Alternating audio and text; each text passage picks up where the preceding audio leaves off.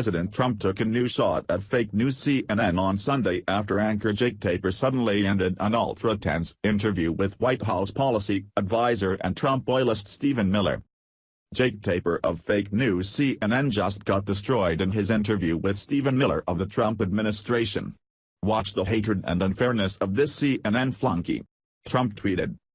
Miller, who has been with Trump since the start of his presidential campaign, as expected discredited Steve Bannon, a former Trump political strategist and campaign staffer, for the divisive comments attributed to Bannon in the recently released expose Fire and Fury inside the Trump White House. "It's tragic and unfortunate that Steve would make these grotesque comments, so out of touch with reality and obviously so vindictive," Miller said specifically about Bannon's quotes regarding Donald Trump Jr.'s connection to a meeting with Russian nationals in New York City during the campaign. The whole White House staff is deeply disappointed in his comment. The book included quotes of Bannon calling the meeting treasonous and unpatriotic. CNN is a familiar target for Trump and Miller, with each having publicly sparred with the network's star chief White House correspondent Jim Acosta.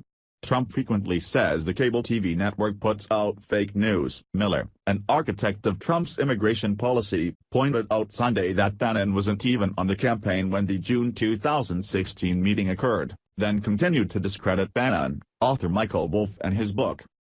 "This reads like an angry vindictive person spouting off to a highly discredited author," Miller said.